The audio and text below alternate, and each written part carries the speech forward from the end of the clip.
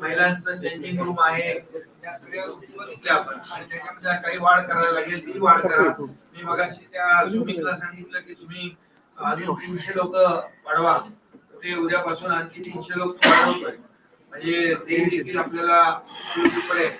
आणि jetting machine जे आहे ते जेटिंगचं कोण हे करणार बाबा करताय ना, तर ते जेटिंग सक्शन मशीन आहे त्या देखील आपण पाठवून पिंपरी चिंचवड पुणे तुम्हाला आणखी काही लागलं तर आपल्या नवी मुंबई महापालिका, पनवेल महापालिका, ठाणे महापालिका याची देखील मदत मिळेल.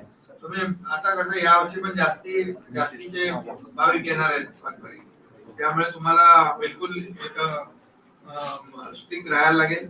यापूर्वी देखील आपण नगरोत्थानमध्ये पाणी पुरवठा आणि मलनिस्सारणासाठी 335 कोटी रुपये मंजूर केले होते.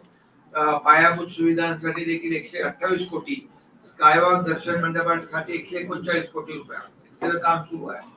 आता 5 कोटी रुपये त्यांनी मागितले, आपण ताबडतोब मंदिर परिसरामध्ये देखील 73 कोटी रुपयाचं आपण मंजुरी केलेली आहे.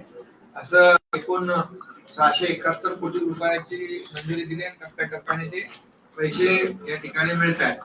आणि यामध्ये बाकी जे काही तुम्ही जर्मन हँगर आहे, सफाई कर्मचारी आहेत, इत्यादी कक्ष आहेत, टॉयलेट आहेत, पाणी पुरवठा टँकर आहेत, हे सगळ्यांचं जे काही नियोजन केलेलं आहे ते नियोजन चांगलं आहे. यावर्षी आपण वाढ देखील केली आहे त्याच्यामध्ये. त्यामुळे चांगल्या प्रकारे या ठिकाणी वारी आपली सगळ्यांची सुरक्षित वारी, आरोग्यदायी वारी, निर्मळ आणि स्वच्छ बरोबर ना वारी झाली पाहिजे. आणि सगळ्यांनी आता त्यामध्ये सहभागी झालं पाहिजे. सगळ्या यंत्रणा, नगर परिषदेपासून सगळ्या यंत्रणा यामध्ये एक टीम म्हणून आपण काम करा. आणि त्यामुळे टीम म्हणजे सगळ्यांनी मिळून ठरवलं की आलेला वारकरी आपल्याला बोलून गेला पाहिजे की ह्या वेळेचं नियोजन चांगलं होतं, अशा प्रकारचं अपेक्षा आपल्याकडून त्यांची आहे. आणि बाकी काही लागलं आणखी कलेक्टर महोदय नगर विकास कडून तर मी ताबडतोब मला सांगा, त्याच्यासाठी देखील पैशाची व्यवस्था केली जाईल. आरोग्य विभाग तर आरोग्य मंत्री अगोदर पण एकदा व्हिजिट करून गेलेले आहेत, परिवहन मंत्री इकडे आले होते. आणि बसेसचा देखील काही तुटवडा असेल तरी तोही सांगा, बसेस काय वाढवायचे असतील त्या देखील आपल्याला करता येईल. आणि त्यामुळे आपली वारी निर्मल वारी झाली पाहिजे. आता अँब्युलन्सची तुम्ही मागणी केली, अँब्युलन्स देखील उद्यापर्यंत पोहोचून जाईल.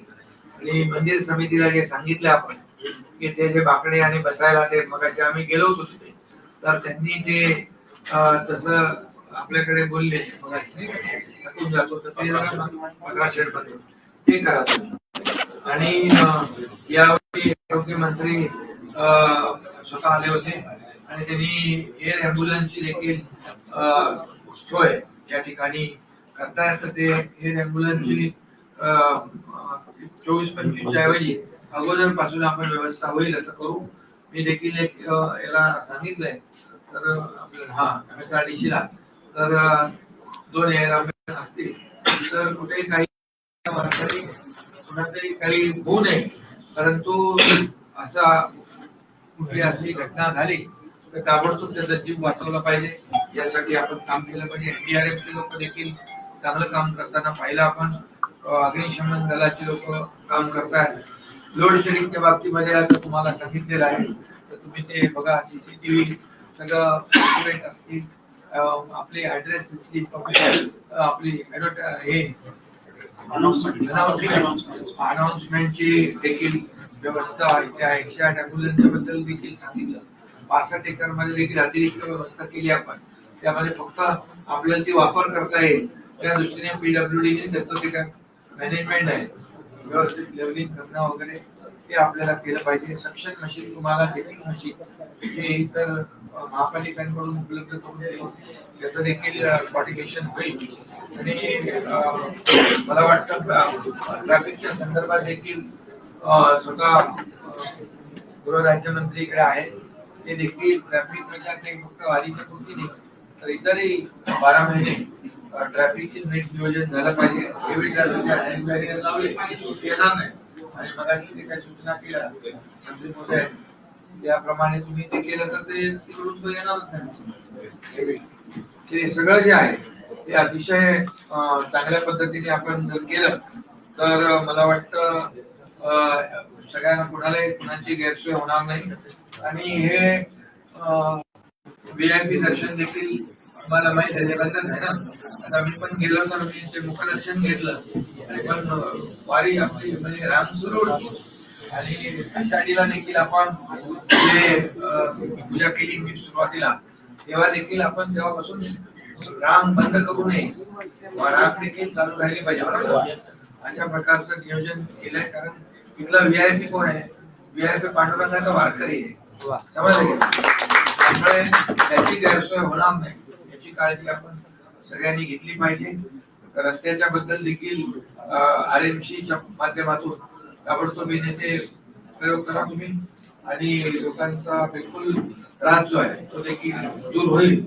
त्यामुळे मला वाटतं असं आपण सगळ्यांनी मिळून काम केलं तर अतिशय चांगल्या प्रकारची यशस्वी मुलाची कुठली अडचण न होता, गैरसोय न होता वारी होईल.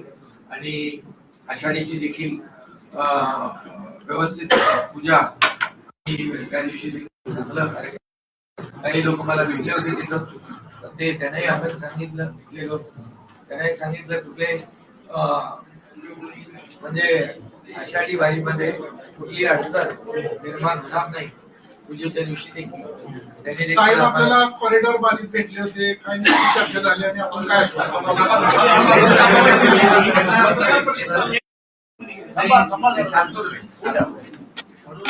निर्विघ्नपणे आषाढीची पूजा आषाढी वारी होईल मुख्यमंत्री महोदयांच्या हस्ते आणि आपण सगळ्या त्या तिथं येणाऱ्या वारकऱ्यांची पूर्णपणे काळजी घ्या एवढंच या ठिकाणी सांगतो. आणि पुन्हा एकदा सगळ्यांना मनापासून धन्यवाद देतो. चांगलं नियोजन या ठिकाणी